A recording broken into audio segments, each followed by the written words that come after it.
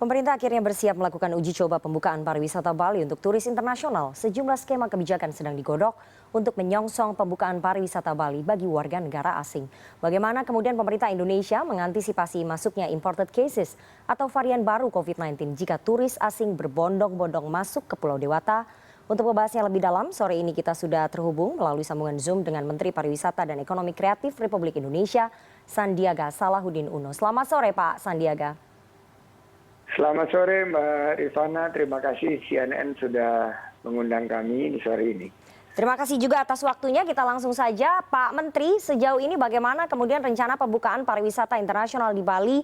Apakah sudah diputuskan akan dibuka Oktober mendatang seperti yang disampaikan oleh Menko Marves Luhut Binsar Panjaitan, Pak Sandi? Ya, pertama-tama kita patut bersyukur bahwa pandemi COVID-19 semakin terkendali dan kita juga melihat Bali sekarang sudah ada di PPKM level 3 dengan tingkat vaksinasi yang tinggi. Kita akan terus melakukan persiapan-persiapan dan beberapa prakondisi sudah tercapai untuk Bali. Salah satunya adalah penurunan tingkat penularan COVID-19, ketersediaan fasilitas kesehatan, juga kesiapan industri dalam penerapan end-to-end CHSE, integrasi aplikasi Peduli Lindungi. Nah, kami terus akan melakukan persiapan karena November, Mbak Rifana, November ini kita menerima presidensi dari G20. Dan sebagian besar kegiatannya akan dilakukan di Pulau Bali. Dan Provinsi Bali harus menyiapkan apa yang disampaikan Bapak Presiden sebagai protokol kesehatan kelas gold atau gold standard, yaitu tentunya vaksinasi yang tinggi, testing dan tracing, serta treatment yang juga positivity rate yang rendah di bawah WHO, kasus harian yang juga terkendali, dan harapan kita bahwa jika November ini dicanangkan sebagai tempat presidensi, maka kira-kira bulan Oktober ini kita harus sudah bisa melakukan uji coba. Nah, ini yang sekarang sedang kita persiapkan.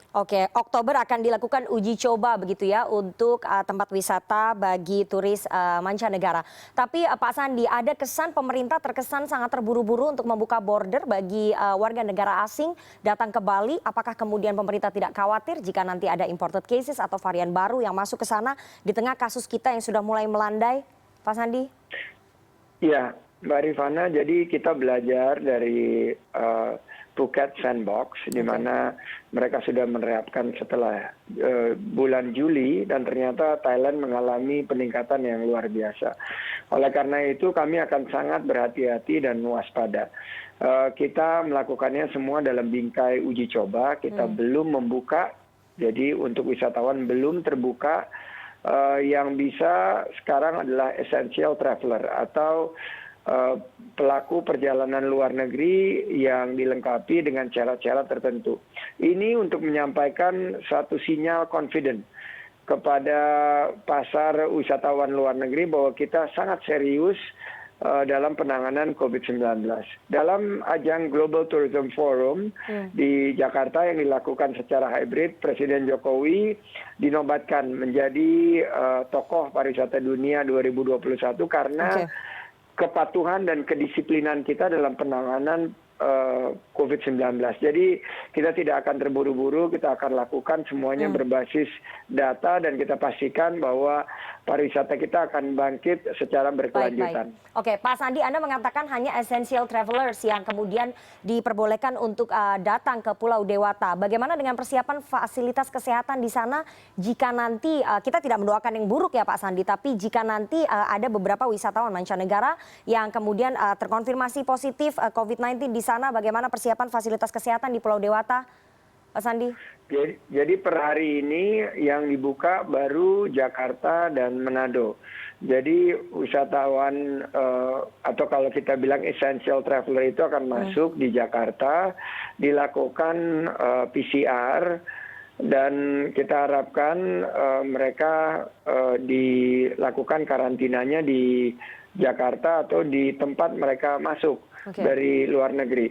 Sedangkan fasilitas kesehatan di Bali terus kita tingkatkan, dan seandainya nanti seiring dengan penurunan COVID-19 airport Bali dibuka untuk penerbangan langsung, ini kita sedang menyiapkan satu model di mana karantina ini tidak lagi dalam bentuk di kamar, tapi dalam bentuk mereka diperbolehkan untuk berkegiatan di terbatas dalam resort yang ditunjuk.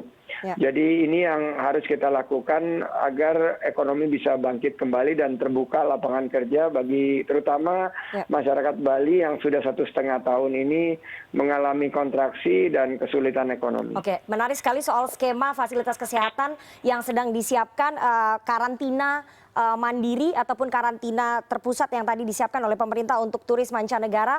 Pak Sandi, bagaimana kemudian memastikan protokol kesehatan ini akan ditaati oleh turis mancanegara, mengingat kita lihat sekarang di Bali saja sulit sekali untuk bisa kemudian menertibkan masyarakat ataupun wisatawan yang berkunjung ke sana. Bagaimana kemudian protokol ini tidak dilanggar oleh mereka? Alhamdulillah Mbak Rifana, di survei yang terakhir kepatuhan dari wisatawan mancanegara yang ada di Bali ini sekarang semakin meningkat. Memang ada beberapa 1-2 kasus yang langsung kita tindak tegas, bekerja sama dengan pihak imigrasi, kita lakukan langkah-langkah jika mereka terus melakukan pelanggaran dari protokol kesehatan, kita akan deportasi. Jadi ini satu sinyal yang sangat tegas di mana kita sampaikan bahwa protokol kesehatan aplikasi Peduli Lindungi are non-negotiables. Jadi tidak bisa dikompromikan. Kita harus pastikan penggunaan masker, 3M, 3T ini sebagai bagian daripada pembukaan pariwisata di era kenormalan baru ini. Baik. Terakhir Pak Sandi, singkat saja, sejauh ini negara-negara mana saja yang sudah siap bekerja sama dalam konsep travel bubble kita, atau dipilih negara-negaranya yang kemudian bisa mengirimkan essential traveler tadi ke Indonesia, Pak Sandi? Jadi ada beberapa negara yang sekarang sedang dalam pembicaraan di tahap awal uji coba dalam konsep travel bubble, dan kita juga sangat berhati-hati karena negara-negara ini juga ada yang mengalami peningkatan dari kasus-kasus COVID-19 di negaranya. Jadi kalau kita lihat negara-negara yang kita sekarang sedang berdiskusi secara panjang adalah Prancis, Rusia, Austria, Korea Selatan, Polandia, dan Ukraina.